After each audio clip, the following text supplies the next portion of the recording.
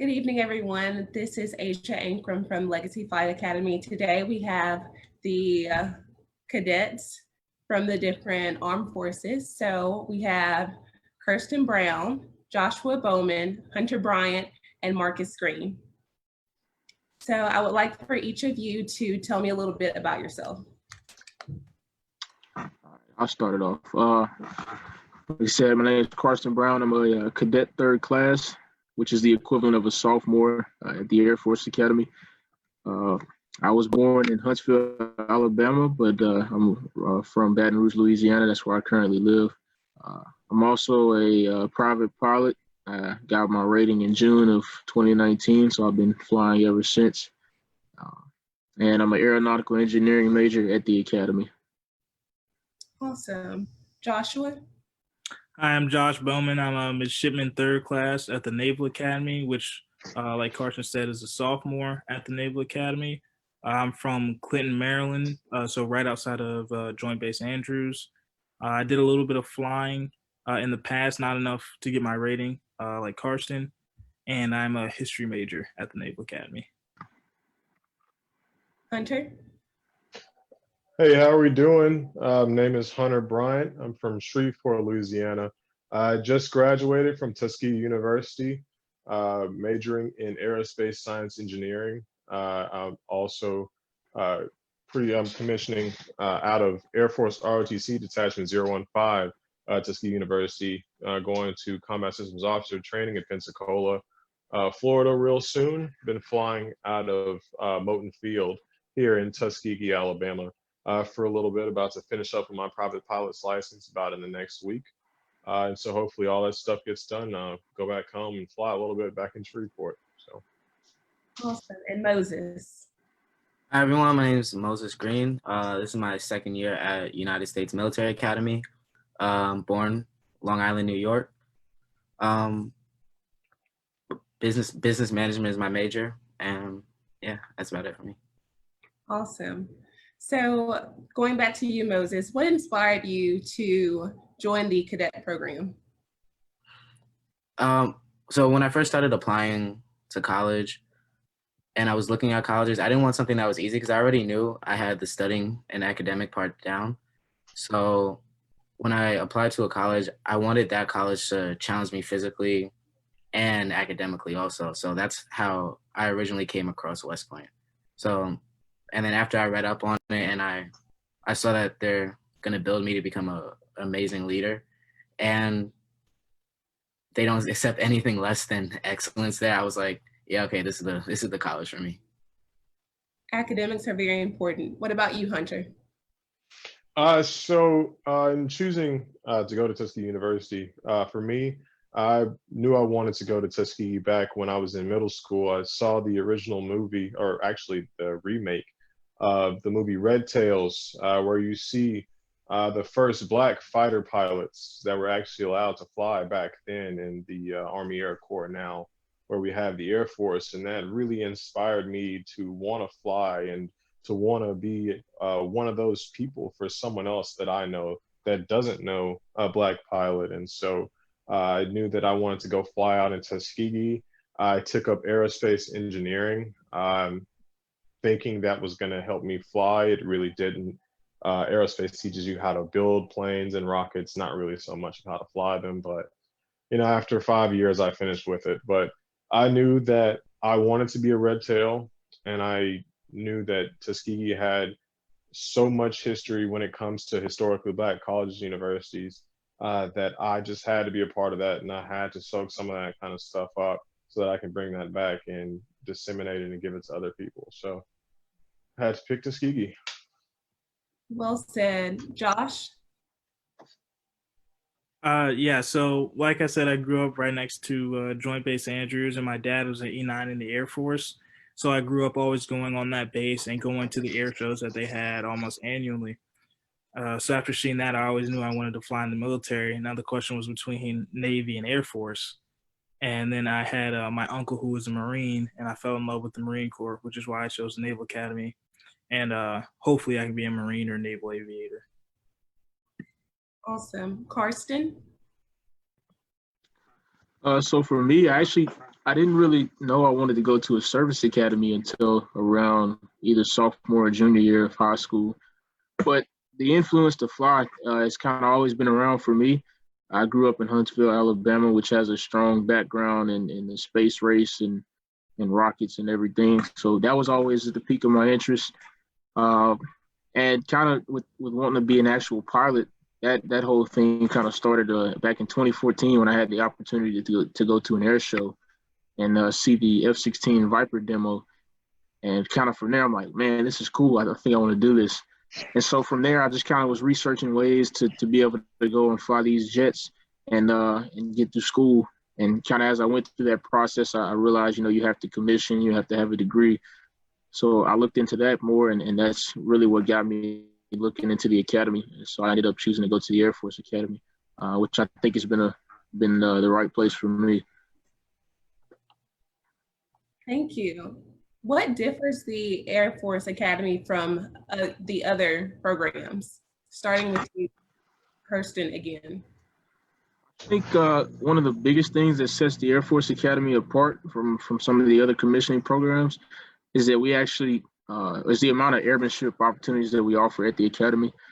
And we actually have an airfield on base where they offer a glider program that I actually plan on trying out for in the fall. And there's also a jump program, and this jump team actually serves as the official parachuting team for the actual Air Force, not just for the academy. So they're the Air Force parachute team instead of just the Air Force Academy parachute team. And then there's also a powered flying team, and they fly T-41s, which is the military version of a Cessna 172. And they fly those and compete against other colleges. And I think the coolest thing about all these programs is, you get a high level of exposure to airmanship and to aviation at such an early point in your military career. And I think it really makes a difference and sets the stage for those who want to go on and fly in the military just because of the amount of exposure that you get in these different programs. So I think that's the biggest thing that sets the Air Force Academy apart. And it's definitely a really cool opportunity. Awesome. Moses? Biggest thing that sets West Point apart from all the other service academies, I feel like, would be during our summers, we have, I don't know if the other service academies have this because I haven't done research on them, but we have a bunch of different military schools that we're allowed to do during the summer, one including airborne or air assault. We also have our teams like scuba, and we have a parachute team at West Point too. But a unique thing about the scuba also is you get your scuba license, and with the parachute team, you can also get your Halo license. So that's definitely something that does set West Point apart from the other academies. Nice. Hunter? Okay, so for me, mine's in my opinion, a little bit more obvious when it comes to picking between a normal college and university and then a service academy. For me, I feel like I had more of an opportunity to actually see, understand, and participate in a lot of things that are normal for college students. And it comes to not only the sports portion of it, but more or less of the after school, I guess, activities. It's less rigidity. And yes, you can join in one of the ROTC branches because we have them all at Tuskegee.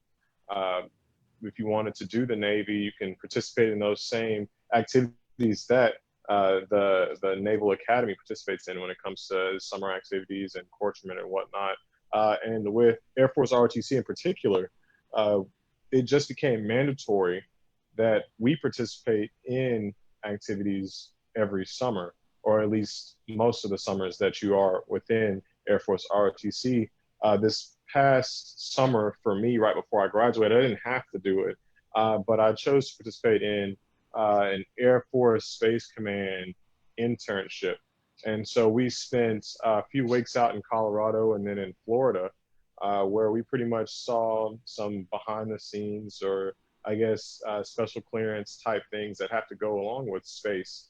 Some things that actually set up Space Force. So we knew a lot of those things before they ended up, becoming public knowledge and things like that. saw some rocket launches over at Cape Canaveral. And so my main difference for me is that you have the freedom to do what you want. You get to pick a lot of the things that you do in your spare time, and you pretty much shape your program how you want it to be. Yeah, we still have people that are over us, but they expect us to shape the program how we want it to be. And if things fail or they go wrong or they go right, it is completely our fault or it is our doing. So I do enjoy, and I did like the fact that I was able to pick and choose how my college experience went, and I didn't believe that I would be able to get the same thing if I went to a service academy. So. Thank you. And Josh, what are your thoughts? Yeah, I feel like what sets the Naval Academy apart is like the diversity of commissioning opportunities. Because I came in with a passion for flying, but if something goes wrong medically or you lose your passion for it, you have other opportunities to do different things like submarine officer, service warfare officer, or like over 20 Marine MOSs or military occupational specialties, from infantry to tank driver to human intelligence. And then also along with that, the academy gives you the ability to explore all these different job areas throughout your time there, whether it's meeting people or doing different trainings over the summer or joining different groups throughout the school year. Awesome. So Hunter, what prepared you for your role? What are some of the past experiences that you've been doing in your role? Are you speaking more or less as I'm stepping into my Air Force career? Yes, and personal experiences. Got you. So for me, a lot of the things that have prepared me come from my time in Air Force ROTC Detachment 015 and the interactions that I've had on campus as a regular student.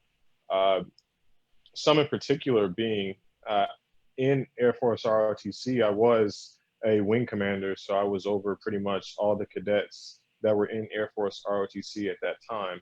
And so it gave me the opportunity to see how I can effectively lead a group of people. And more importantly, a group of people that don't have to do what I say. One thing that I found is that you have a group of college men and women who all think differently, and some of them are not motivated to do a lot of the same things that you may be. And so you have to find a way to effectively lead and to dynamically follow when that time comes. And so that's one of the things that I had to navigate through my experience in Air Force ROTC. And that's what I believe has kind of set my training and my time apart from maybe some of the academies is that the people that I've had to lead over the past few years have been extremely dynamic, and no one's the same. And not everyone is there for the same reasons. And they don't have to listen to what you say, but you have to find a way to get people to see your goal as their own personal goals, as something that they want to do. And that's one of the things that I've learned that I hope that I'm able to bring along with me in my Air Force career. Karsten? I think one of the biggest things that I've learned to date, obviously it's been a very short time for me as I just completed my first year, but I think one of the biggest lessons I've learned to date is to become a good leader, you must also be a good follower. Because that's one of the biggest things that is emphasized in your first year at a lot of the service academies is followership. And I know it's, right off the bat, you think, well, how can you be a leader if you just follow people all the time, But I think really in learning to follow and evaluate personal leadership, you learn a lot about yourself and even a lot about those around you. And it helps you to apply that to being a leader and learning about interpersonal and organizational leadership when you get to those stages in your career. Because the more you know about your people, the more you can apply that and use that to effectively complete goals and tasks within your unit or your squadron, just because you know the people a little bit better. So Thank you for those words. Josh? Yeah, like Karsten, I just finished my first year, so I think followership was emphasized too at the Naval Academy. But another part that goes along with that I learned is peer leadership.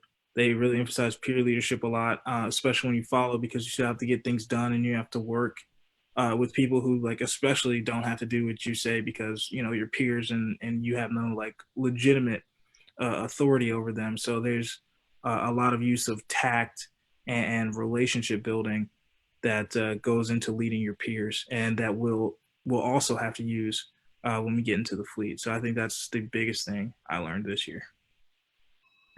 Thank you. Moses? Definitely something that they enforce a lot is leading by example over at West Point. That's a big thing that they enforce on us. And also, as Bowman said, peer leadership, definitely big because they don't have to listen to you, they're your peers. And, you know, being there, you also have to listen to other, you have to understand to be a good leader. You have to understand that you're not always right. And something that you learn is you have to listen to your peers and other people's perspective on what's happening and what you have to do. So yeah, that's something that they definitely enforce over there. With that being said, Moses, what's your biggest strength and weakness?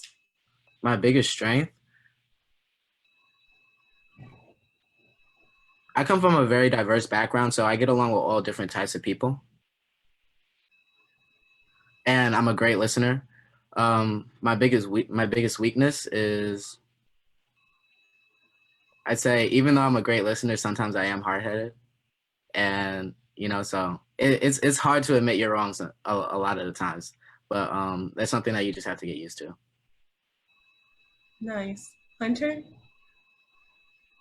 I would have to say that my biggest strength is my ability to take charge in a lot of situations. It's not so much of natural leadership per se, because I don't like to say that it's natural.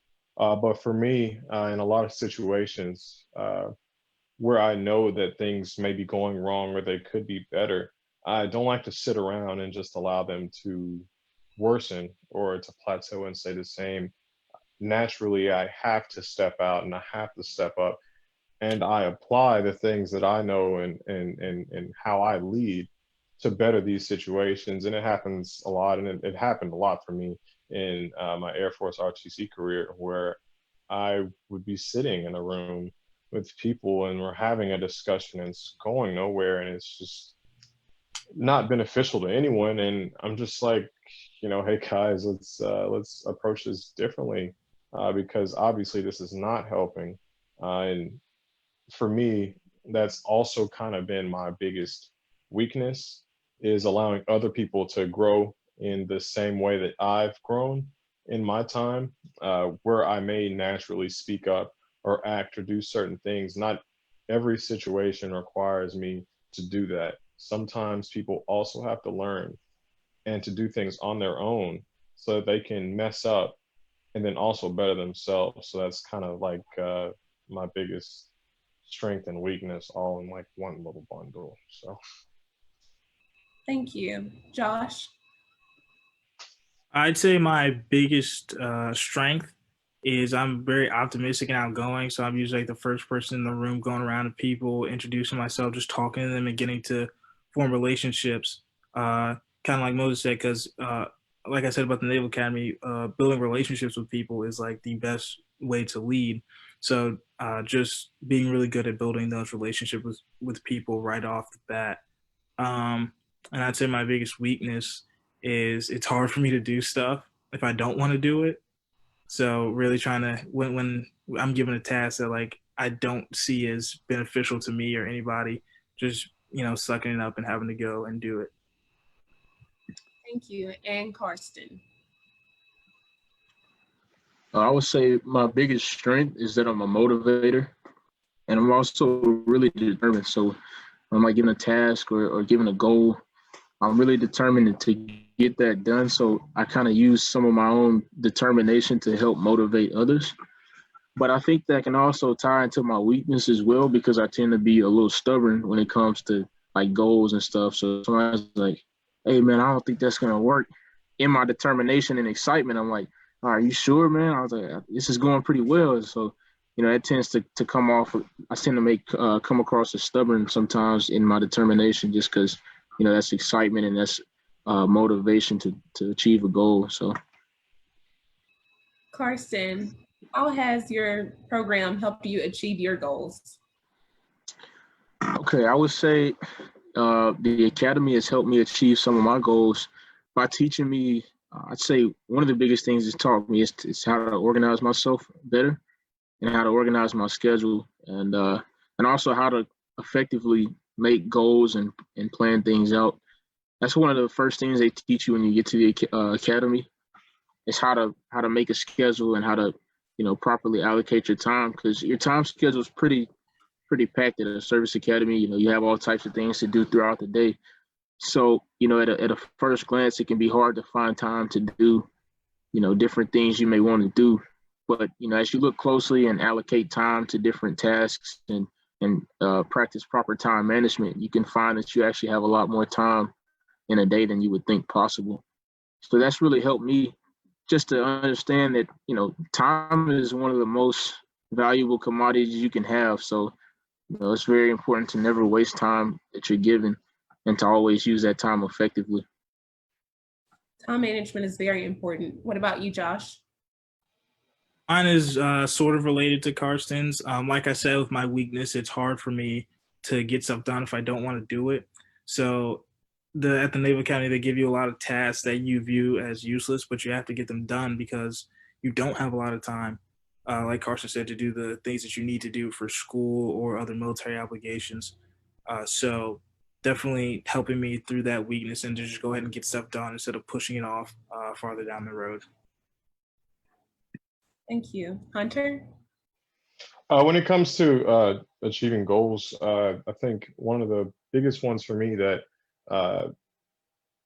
I guess was developed in my time being in the Air Force ROTC program at Tuskegee was helping me to actually put my talents to a good use and actually honing them, sharpening my sword, so that when it comes time for me to actually venture off into big Air Force, I'm able to actually effectively lead people, effectively manage, effectively motivate all of those that are not only under me, around me, and above me, because I feel like I came in with a fair amount of skills, and then I learned a fair amount. But the purpose isn't just learning those things, but you also have to be able to apply them to these real life situations that we're going to meet at some point in all of our journeys. And so I feel like they have prepared me and they have helped me to actually find ways to effectively apply all of the skills that I've learned in my time being here in college to the situations that I will meet someday when I find myself in the big Air Force. Wonderful. And Moses? Definitely the same as Brown and Bowman's time management skills. That's something I've definitely learned over the past year. Also, not giving up, because when something's too hard, nothing's ever really too hard, as long as you don't give up. So that's something also that they've taught me over the year. Thank you. And I'll start with Josh. What are some words that you live by or some advice to someone that is looking to follow after your footsteps?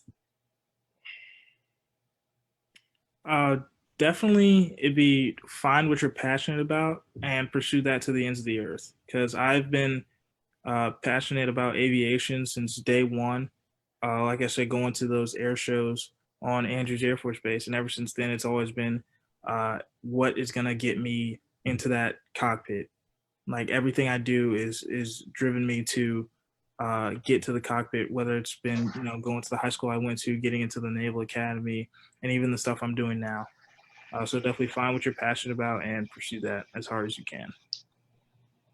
Hunter?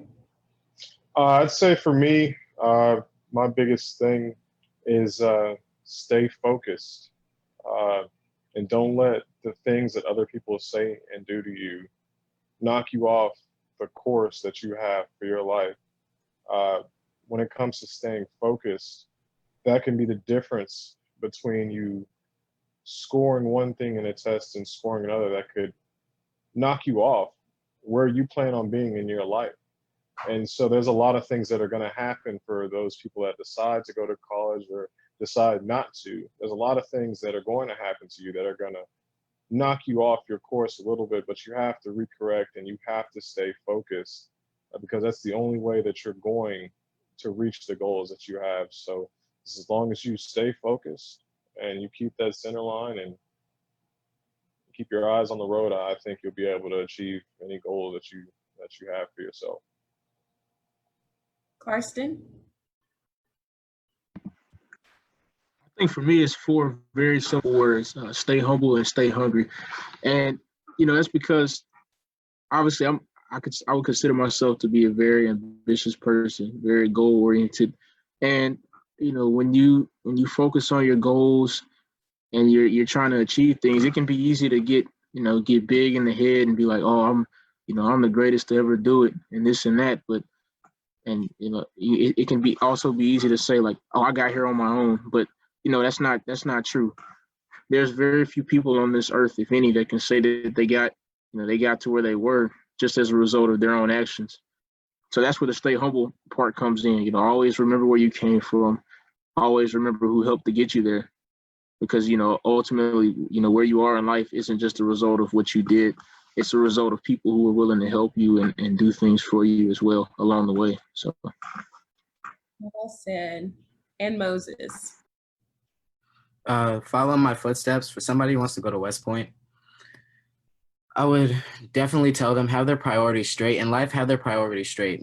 I want them to make sure they know what they want to do and to achieve that. And also not to, like, I'll give you an example. If your friends are inviting you out somewhere, but you have a test, have your priorities straight. Make sure you say, no, I have to study for this because this is going to get me where I want to go. Going to wherever you guys want me to go is not going to help me. Make sure you know how to say no all the time, because that's definitely something that a lot of people struggle with, saying no. And then being at West Point academically, if you want to follow, something that I do regret was not having my basics down strong. So what I mean by that is, like, saying I took advanced calculus, right? But I didn't have my basics down academically. I did not have my basics down, so that made it extremely hard for me when I got to West Point. So don't try to rush ahead. Make sure you have the foundational skills all down packed, and then when you get to wherever you're going, or if you're going to West Point, make sure they'll take you to the next level. So you don't even have to worry about that stuff. Thank you. After you all commissioned, what thoughts have you given to leading an enlisted corps who may have more experiences than you? We can start with Karsten. So that's actually a really good question. So thank you to whoever asked that. And that's actually something that they focus on a lot at the Academy and at Air Force. That's one of the things we talk about a lot, and one of the things we're taught is to always listen to your people, especially if they have more experience in an area than you do. Because, even though you're a leader, you can't just go into a place and say, oh, I'm the leader, so we're just going to do everything my way. That's not how an organization works. You have to lean on the people around you that have that experience and have that seasoning to achieve a goal. So, and that's why they're ultimately there, is to help out towards achieving that goal. So that's why it's important to really listen to them and listen to what they have to say. And specifically at the Academy, all of our squadrons are set up to where we have a commissioned officer that leads us, and we also have a non-commissioned officer, which is an enlisted member that also leads our squadrons. And these are both airmen that have a lot of experience in their various fields, and it's really good to have that varied level of experience, just because they have a lot of things that they can teach you based on what they've done in their career and what they've been through. And it really helps, as you're on the journey to becoming a leader and an officer, and one day commissioning yourself.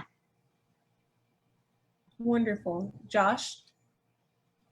I think Karsten summed it up pretty good a couple questions ago when he said stay humble.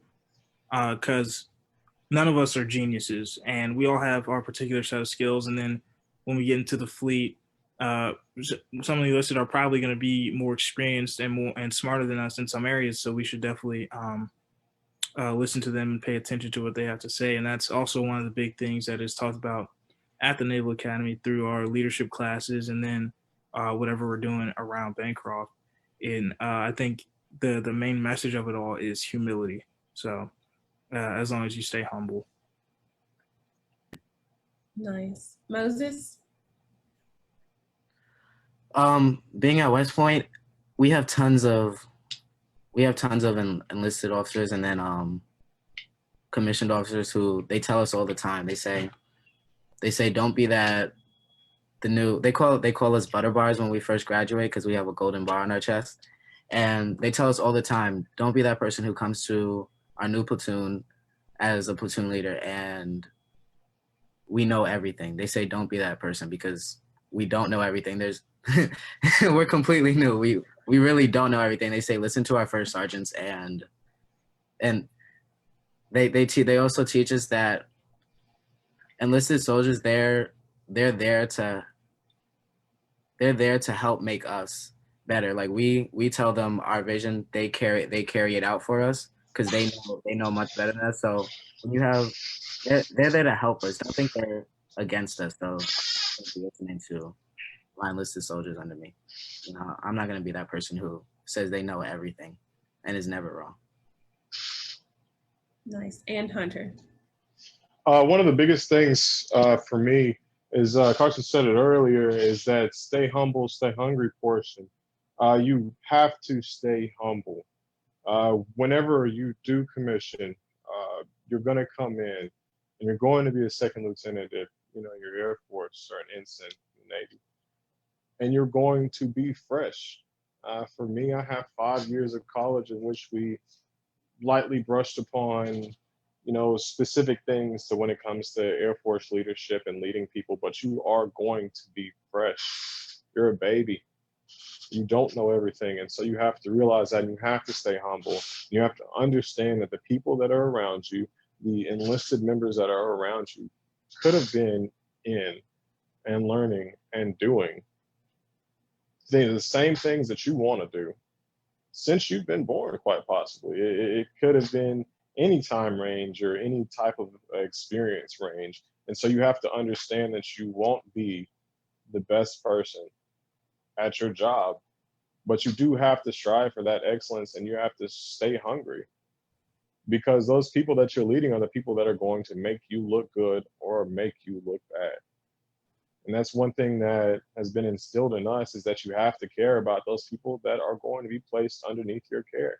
You have got to actually care for them, learn them, and know those people, know who they are, and actually place some value in them as a person and spend some of yourself in them.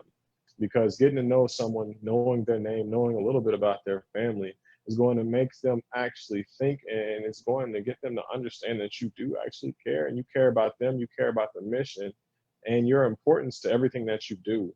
They're going to see that, and they're going to want to work that much harder for you. And so the biggest thing, which was stated earlier, is to stay humble and to understand that there's a wealth of knowledge that you're going to probably hit a little bit of it in your time. Maybe if you spend 20, 30 years in the military, there's a wealth of knowledge that you're going to get, but there's people that are already there that know that information, and you can lean on them, but you still have to stay hungry, and you still have to lead those people at the end of the day. So that's the big part for me. Thank you, Hunter. Moses, another question. How much does your degree dictate your job outcome? I'm gonna be completely honest.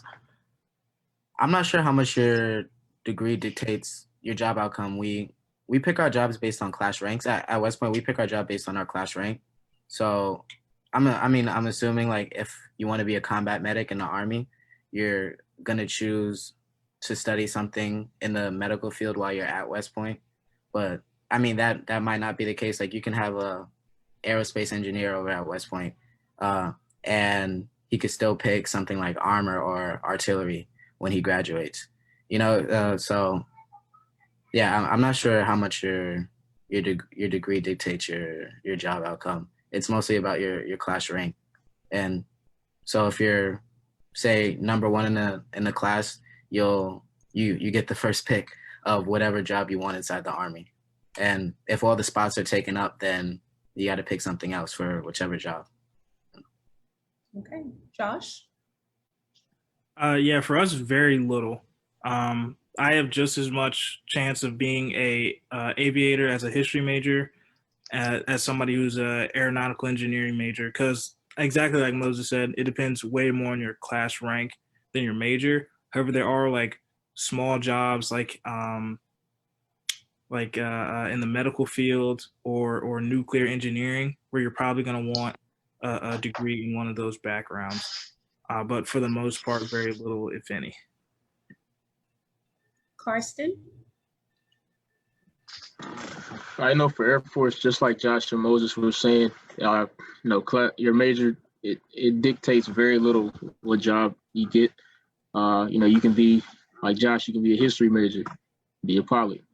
You can be an aero engineering major, you can be a pilot. You can be a management major and be a pilot. So your major doesn't really have too much to do with what job you want to do or what job you can get. Just like they were saying, unless it's something relating to the medical field or something physiological in those fields. Ultimately, it just comes down to class rank. So that's why I'll say one of the biggest things you can focus on at the academy is just whatever major you do decide to go into, just make sure you can do well in that major and finish with as good a GPA as possible to put you in that position to get whatever job you want. Thank you. And Hunter, we're about to wrap up. I have one more question after you answer the last one. Gotcha. I'll make it kind of quick. So for us, it's pretty much the same as everybody said. The only time your major normally comes into play is when you want to do things like, for us, field training, which normally happens after your second year, your sophomore year into the program, where you spend a couple weeks out in some location, getting, pretty much some training and getting evaluated and, XYZ. And the third, that the technical majors are the guys that normally get, first pick on things like that. But it's not so much of your job after you commission. The only times those things come into play is when it is specifically, as everyone has stated, the jobs that we have that pertain to majors are normally nursing, doctors, dentistry, and meteorology. I believe are the main ones that you'd have to have a degree in that to pursue a career in that after you commission, and as well as if you want to be a judge advocate, which are the JAGs, are law guys, then you have to, to go to law school. So a lot of those things happen after you graduate, but they do pertain to a little bit of what you get in your major while you're still in school. But it's not as much as people may think. It's exactly, people can have one major and decide to do a completely different, unrelated thing in the Air Force, and you'd be perfectly fine. You just have to perform very well in all other areas because you get evaluated in things like your fitness score or your commander's ranking, which is for us, you have one commander, it's normally a lieutenant colonel or colonel, who ranks your entire class from 1 to, it can be anywhere 25, 100 people, and things like that help determine where you get placed against everyone else in the United States. So you just have to perform in other areas, and that pretty much determines how you get job picks. Thank you. And for all of you, what are your future career aspirations? We'll start with Kirsten.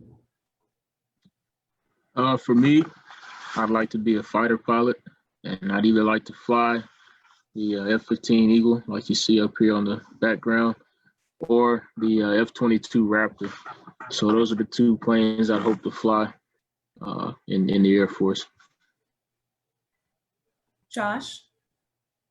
I'd like to go Marine aviation or naval aviation, flying F-18s or F-35s. And then after that, hopefully going to law school so I can be a politician. Awesome. Moses?